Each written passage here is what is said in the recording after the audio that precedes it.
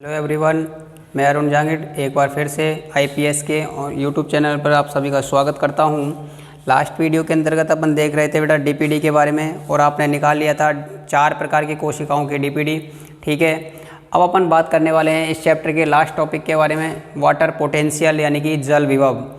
जैसा कि आपको मैंने लास्ट वीडियो के अंदर बताया था कि वाटर पोटेंशियल इक्वल होता है किसके, डीपीडी के। ठीक है, यानी कि वर्तमान में डीपीडी के स्थान पर अपन किसका उपयोग करते हैं, जल विभव का उपयोग करते हैं। और ध्यान रखना है इस चीज़ को कि जल विभव को किससे व्यक्त करते हैं, साई से। किससे व्यक्त करते हैं, साई से। ठीक है, क्या होता है तो बेटा ये जो अवधारणा है, यह अवधारणा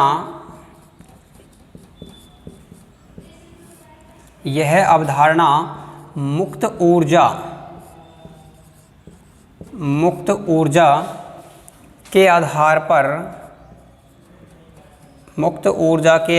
पर दी जाती है। ध्यान रखना है इस चीज़ को। ठीक है, किसके आधार पर दी जाती है, मुक्त ऊर्जा के आधार पर। अब देखिए बेटा, अगर आपसे कोई ये पूछे कि मुक्त ऊर्जा अवधारणा यानी जो मुक्त ऊर्जा है, स्वतंत्र ऊर्जा जो होती है जल के अणु में कैसी होती है, तो सर्वाधिक जो स्वतंत्र ऊर्जा है या मुक्त ऊर्जा है वो किसकी होती है, जल के अणुओं की। ठीक है, तो यहाँ पर आपको याद रखना है यानी कि जो जल है शुद्ध विलायक, ठीक है, उसकी मुक्त ऊर्जा सर्वाधिक होती है। ठीक है बेटा, अगर आप उस शुद्ध विलायक के अंदर सॉल्यूट मिलाना प्रारंभ कर देते हो, जैसा कि आपने डीपीडी के अंदर पढ़ा था, जब आप शुद्ध विलायक के अंदर आप सॉल्यूट मिलाते हो तो बनने वाला जो विलयन है उसकी मुक्त ऊर्जा कम होती है। ठीक है, बनने वाले विलयन की मुक्त ऊर्जा कम होती है। तो यहाँ पर अगर आपको परिभाषा देनी है तो परिभाषा कैसे दोगे बेटा, तो परिभाषा देने के लिए देखो, विलायक की मुक्त ऊर्जा, ठीक है, विलायक की मुक्त ऊर्जा वह विलयन की मुक्त ऊर्जा के अंतर को ही अपन क्या बोलेंगे, जल विभव कहेंगे। विलायक की मुक्त ऊर्जा व विलयन की मुक्त ऊर्जा के अंतर को जल विभव कहा जाता है। क्या कहा जाता है, जल विभव कहा जाता है। तो देखिए यहाँ पर थोड़ा सा,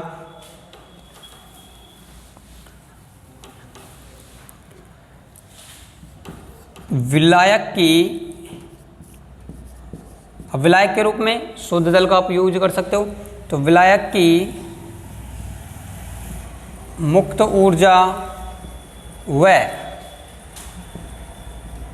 विलयन के मुक्त ऊर्जा के अंतर को क्या कहते हैं, जल विभव कहा जाता है। ठीक है, क्या कहा जाता है, जल विभव। जल विभव कहा जाता है। तो विलायक की मुक्त ऊर्जा व विलयन की मुक्त ऊर्जा के अंतर को ही जल विभव कहा जाता है। ओके बेटा, अब देखिए यहाँ पर मैं ये कह सकता हूँ कि अगर इसका फॉर्मूला अगर आपको निकालना हो तो जल विभव बराबर क्या हो जाएगा, जल विभव बराबर क्या हो जाएगा, विलायक की मुक्त ऊर्जा। ठीक है, क्या हो जाएगा, विलायक की मुक्त ऊर्जा, विलायक की मुक्त ऊर्जा माइनस विलयन की मुक्त ऊर्जा, विलयन की मुक्त ऊर्जा। ठीक है, तो जल विभव बराबर क्या है, विलायक की मुक्त ऊर्जा माइनस विलयन की मुक्त ऊर्जा। ठीक है, इसको याद रखना परिभाषा के तौर पे। डायरेक्टली आप इसके अकॉर्डिंग भी परिभाषा दे सकते हो कि विलायक की मुक्त ऊर्जा व विलयन की मुक्त ऊर्जा के अंतर को ही जल विभव कहा जाता है। ओके, आ गया समझ। और आपको ये पता रहना चाहिए कि जल विभव को अपन बेटा किससे व्यक्त करते हैं, साई से व्यक्त करते हैं। किससे, साई से।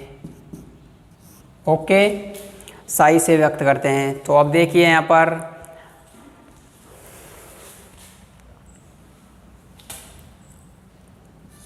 जल विभव की इकाई जल विभव की इकाई किसको कहा जाता है बेटा? तो जल विभव की इकाई कहा जाता है किसको? वार को। किसको कहा जाता है? वार को। ठीक है, जल विभव की इकाई क्या कहलाती है? वार कहलाती है।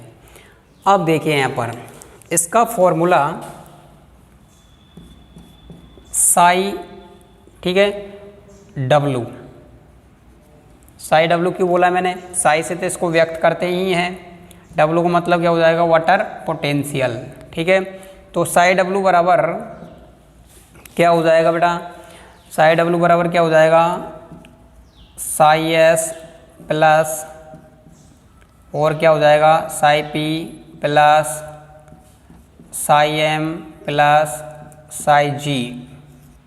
ठीक है, तो साई डब्लू बराबर क्या हो जाएगा? Psi S plus psi P plus psi M plus psi G. अब देखिए यहाँ पर जो साई एम है इसका मतलब होता है मैट्रिक्स विभव। क्या होता है? मैट्रिक्स विभव। मैट्रिक्स विभव मतलब किसका? साई एम का। साई जी का मतलब क्या होता है? गुरुत्वीय विभव। ठीक है, साई जी। और साई डब्लू का मतलब समझते ही हो। ठीक है, और साई पी, साई पी का मतलब होता है दाब विभव। दाब विभव साई पी। ठीक है, और साई एस बराबर होता है विलय विभव। ठीक है, विलय विभव बराबर साई एस। अब देखिए यहाँ पर आपको ये चीज़ समझना है बेटा, साई एस को देखो, यहाँ पर साई एस को आप पराश्रणीय विभव भी बोल सकते हो, ध्यान रखना दोनों की बात एक ही है। ठीक है, साई एस को विलय विभव या पराश्रणीय विभव भी बोल सकते हो, कहीं कंफ्यूजन मत होना इस चीज़ से कि भाई साई एस का मतलब बुक में तो सब पराश्रणीय विभव दे रखा है। नहीं, ऐसा नहीं है, दोनों ही एक ही बात है, ध्यान रखना। चाहे इसको पराश्रणीय विभव बोल दो, चाहे इसको विलय विभव बोल दो। ठीक है, अब देखो यहाँ पर जो मैट्रिक्स विभव है इसका मान बेटा नेगेटिव होता है। कैसा होता है? नेगेटिव होता है। गुरुत्वीय विभव का मान भी कैसा होता है बेटा? नेगेटिव होता है। और जो दाब विभव है इसका मान कैसा होता है बेटा? पॉजिटिव होता है। याद रखना ये चीज़ आपको, दाब विभव का मान कैसा होता है? पॉजिटिव होता है। और साई एस का मान कैसा होता है? नेगेटिव होता है। ठीक है, कैसा होता है? नेगेटिव होता है। अब देखिए तो होता क्या है, मैट्रिक्स विभव और गुरुत्वीय विभव को नगण्य माना जाता है, न के बराबर माना जाता है, नहीं माना जाता। ठीक है, तो लास्ट में जाकर के जो इसका फॉर्मूला निकल करके आता है वाटर पोटेंशियल का, तो वो क्या आता है बेटा? आप उसको फिर क्या पढ़ोगे आप? तो साई डब्लू बराबर क्या पढ़ोगे? साई डब्लू बराबर, ये तो अपने नगण्य मान रखे हैं। ठीक है, मुक्त ऊर्जा अवधारणा ये कहती है कि मैट्रिक्स विभव और गुरुत्वीय विभव का मान नगण्य होता है। ठीक है, न के बराबर होता है। तो इसका मतलब ये है कि साई डब्लू बराबर, मैं यहाँ पर ये कह सकता हूँ बेटा, साई डब्लू बराबर क्या हो जाएगा? Psi S plus psi P. ठीक है, तो साई डब्लू बराबर क्या हो जाएगा? Psi S plus psi P. तो ये इसका मुख्य फॉर्मूला होता है किसका? वाटर पोटेंशियल का। ठीक है, तो साई डब्लू बराबर क्या हो जाएगा? Psi S plus psi P. ठीक है, वाटर पोटेंशियल का जो मुख्य फॉर्मूला है वो क्या है? साई एस बराबर, सॉरी, साई डब्लू बराबर Sai S plus psi P. अब देखिए बात करते हैं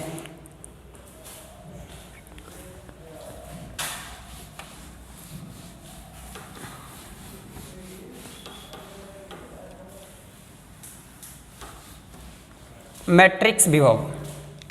परिभाषा इसकी याद रखना बेटा, नंबर फर्स्ट पर है मैट्रिक्स विभव। देखो गुरुत्वीय विभव आपकी बुक के अंदर दे नहीं रखा, ध्यान रखना इसको। वैसे मैंने आपको ये चीज़ बता दिया है कि साई जी का मान भी यहाँ पर न के बराबर माना जाता है, नगण्यात्मक माना जाता है, ध्यान रखना। लेकिन आपकी बुक में psi S plus psi P plus psi M तो दे रखा है। ठीक है, प्लस साई जी भी होता है इसके अंदर, लेकिन दोनों का मान ही अपन नगण्य मानते हैं। ठीक है, तो मैट्रिक्स विभव क्या होता है? ठीक है। कोशिका की वह सतह जो जल का अवशोषण करती है, ठीक है, कोशिका की वह सतह जो जल अवशोषित करती हो उसको अपन मैट्रिक्स बोलते हैं, और मैट्रिक्स के द्वारा जो उत्पन्न विभव है उसी को अपन क्या बोलेंगे, मैट्रिक्स विभव कहेंगे बेटा, ध्यान रखना। कोशिका की वह सतह, कोशिका की वह सतह जो जल अवशोषित करती है,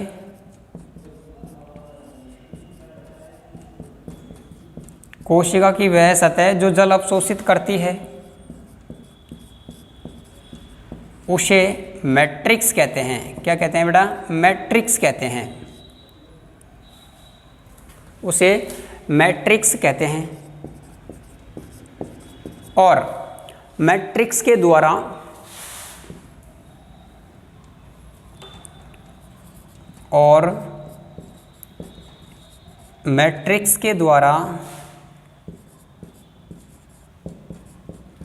उत्पन्न विभव, और मैट्रिक्स के द्वारा उत्पन्न विभव क्या कहलाएगा, मैट्रिक्स विभव कहलाएगा। ठीक है, मैट्रिक्स के द्वारा उत्पन्न विभव क्या कहलाएगा, मैट्रिक्स विभव कहलाएगा। और इसका मान कैसा होता है, मैंने अभी आपको बताया है कि इसका मान कैसा चलता है बेटा, ऋणात्मक होता है। इसका मान कैसा होता है, ऋणात्मक होता है। ठीक है। नंबर 2 पर है विलय विभव। विलय विभव,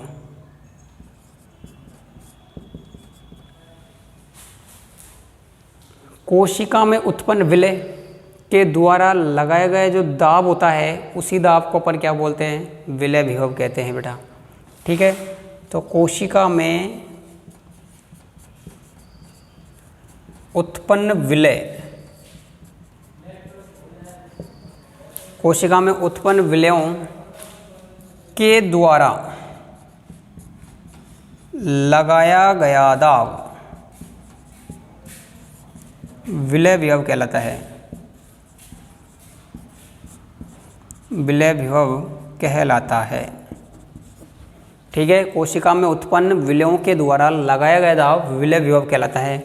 और इसका मान कैसा होता है बेटा, इसका मान कैसा होता है, विलय विभव का मान देखिए यहाँ पर ऋणात्मक होता है। कैसा होता है, ऋणात्मक होता है, ऋणात्मक। ठीक है,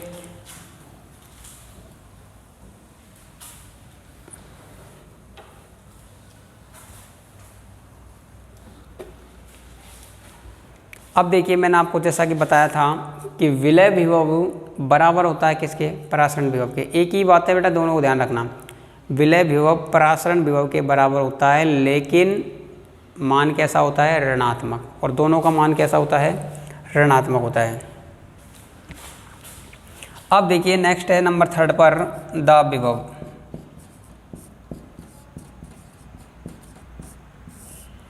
दाब विभव क्या होता है बेटा, कोशिका की स्फीत अवस्था के द्वारा, ठीक है, कौन सी अवस्था होनी चाहिए, स्फीत अवस्था होनी चाहिए।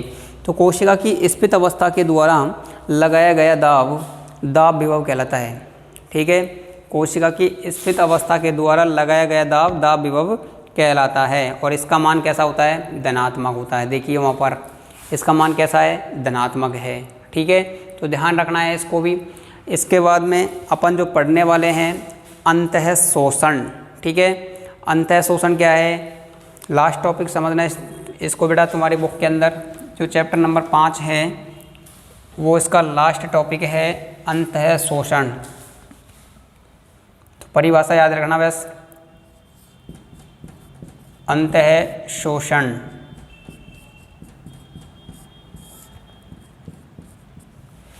तो अंतः शोषण क्या होता है, किसी ठोस या अर्ध ठोस के द्वारा जल का अवशोषण करना।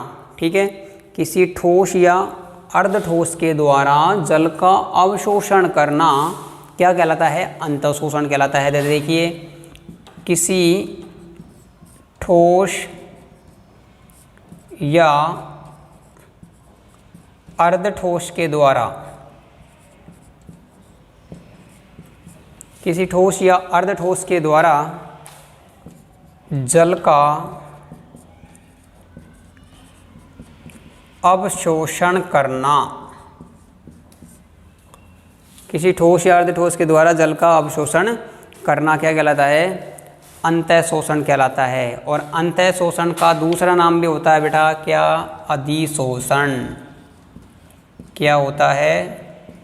अधिशोषण। और उदाहरण के तौर पे देखो बेटा, आपको सबसे अच्छा उदाहरण इसका मैं बताता हूँ। बरसात के दिनों में लकड़ी के गेट का फूलना, जो कि एक ठोस है लकड़ी का गेट, और जब वर्षा आती होती है तो उस दौरान आप क्या देखते हो कि वो धीरे धीरे चूषण प्रक्रिया द्वारा या अंतः शोषण की क्रिया द्वारा या अधिशोषण की क्रिया द्वारा जल का एब्जॉर्बेशन करते हैं, यानी कि अवशोषण करते हैं। ठीक है, जिसके कारण क्या देखते हो कि वो फूल जाती है बेटा। ठीक है, तो वर्षा के दिनों में लकड़ी के दरवाज़ों का फूलना। ठीक है, तो इसी के साथ चैप्टर नंबर 5 आपका कंप्लीट है। चैप्टर नंबर 6 है आपका पादपों में जल अवशोषण व रसारोहण। वो बात करेंगे बेटा अपन नेक्स्ट चैप्टर के अंदर, यानी नेक्स्ट वीडियो के अंदर, सॉरी। ठीक है, तो आज के लिए इतना ही। Thanks a lot.